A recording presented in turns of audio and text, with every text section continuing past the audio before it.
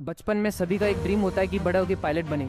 जब मुझे पता चला कि एनडीए एक अपॉर्चुनिटी देता है कि एयरफोर्स में आप पायलट बन सकते हो, तो उससे बड़ी बात और क्या हो सकती थी। बचपन आप कोई भी एक अपने जीवन के अंदर एक बड़ा गोल टारगेट करते हो, तो सबसे इंपॉर्टेंट चीज़ है कि उसके साथ आने वाले फेलियर्स के लिए आपको पहले से तैयार होना पड़ेगा। अगर आप self introspect your self, you have to figure out that where you are lacking, and then after you have to keep putting in efforts on those so that you are able to get through it. Self hello friends, Pride Defence Academy के इस online platform पे आप सभी का स्वागत है। जैसा कि आप सभी लोगों को पता है कि प्राइड डिफेंस एकेडमी अपने बेहतरीन रिजल्ट्स के लिए जानी जाती है। अभी एनडीए सेकेंड 2025 का फाइनल रिजल्ट आ गया है, जिसमें हमारा एक स्टूडेंट जय सिंह शेखावत, जो कि एनडीए के लिए फाइनली रिकमेंड हो गए हैं, तो आज वो हमारे बीच हैं आपको लोगों को गाइड करने के लिए कि किस तरीके से जब उन्होंने एनडीए की तैयारी करी तो किन किन बातों का ध्यान रखा, और आप लोगों को भी तैयारी करते वक्त किन बातों का ध्यान रखना चाहिए। तो प्लीज़ वेलकम जय सिंह शेखावत। और जय, अब आप हमारे स्टूडेंट्स को गाइड कीजिए कि किस तरीके से आपने तैयारी करी और इनको भी तैयारी करते वक्त किन किन बातों का ध्यान रखना चाहिए। प्लस एज ए स्टूडेंट जो आपके मन में क्वेरीज बनती हैं, पॉसिबल जो भी 2-4 क्वेश्चंस बन सकते हैं, वो मैं आपसे पूछूंगा, उनके आप जवाब देंगे। आपकी तरफ से मैं ये क्वेश्चनिंग कर लेता हूँ, please. So, hello, Jai Hind everyone. My name is Jasing Shekhawat and I recently secured All India rank 438. I cleared ND 2025 and then after got recommendation from 5 FSB Guwahati. Today I am here to tell you about my journey, this defense journey, this 2-year long journey. अच्छा जय, आप मुझे ये बताएं कि आपको NDA में जाने की प्रेरणा कहाँ से मिली? सर, ये ड्रीम मेरे बड़े भैया का था और बचपन में सभी का एक ड्रीम होता है कि बड़ा होकर पायलट बने। जब मुझे पता चला कि एनडीए एक अपॉर्चुनिटी देता है कि एयरफोर्स में आप पायलट बन सकते हो, तो उससे बड़ी बात और क्या हो सकती थी। उसके बाद मैंने अपनी प्रिपरेशन स्टार्ट करी। 11th-12th में मैंने खूब अटैम्प्ट दिए और फाइनली 5th अटैम्प्ट में मैं फाइनली रिकमेंड हो गया और फाइनल सेलेक्ट भी हो गया। बचपन अच्छा एक चीज़ बताओ जय, आप एनडीए की तैयारी, मतलब अगर कोई बच्चा एनडीए की तैयारी करना चाहे तो किस तरीके से उसको तैयारी करना चाहिए, क्या स्ट्रेटेजी बनानी चाहिए जिससे उसके सिलेक्शन के मैक्सिमम चांसेस हों?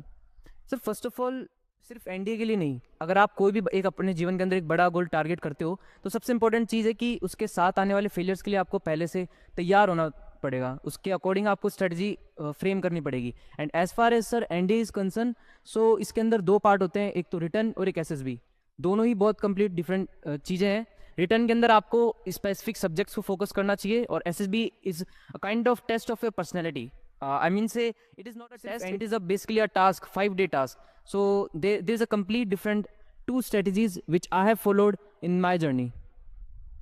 अच्छा जय, अपने इस अकेडमी में आपके साथ और कुछ स्टूडेंट थे जिन्होंने एसएसबी दिया लेकिन वो फाइनली रिकमेंड नहीं हुए, और ऐसे भी कई स्टूडेंट होंगे जो रिकमेंड नहीं हुए। उनके लिए अगर कोई मैसेज ऐसा जो आप देना चाहें उनके लिए, वो आप प्लीज़ बताएं कुछ। सर, एज अ रिपीटर कि मैं पहले अटेम्प्ट में कॉन्फ्रेंस आउट हो गया, फिर दूसरे अटेम्प्ट में स्क्रीन आउट, तो मैं रिलेट कर पाता हूँ कि वो बंदा क्या सोच रहा होगा। कि कई बार खुद पे सेल्फ डाउट होता है कि क्या मैं इसके लिए बना भी हूँ या नहीं बनाऊँ।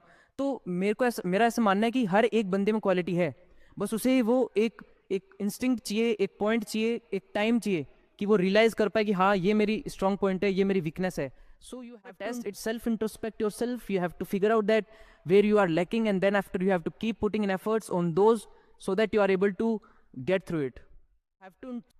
अच्छा, आपने प्रिपरेशन करते वक्त किन बातों का ध्यान रखा जो आप और जो स्टूडेंट प्रिपरेशन कर रहे हैं एनडीए की, उनको आप बताना चाहेंगे कि आप जब एनडीए की तैयारी करते हैं तो इन बातों का आपको विशेष ध्यान रखना चाहिए?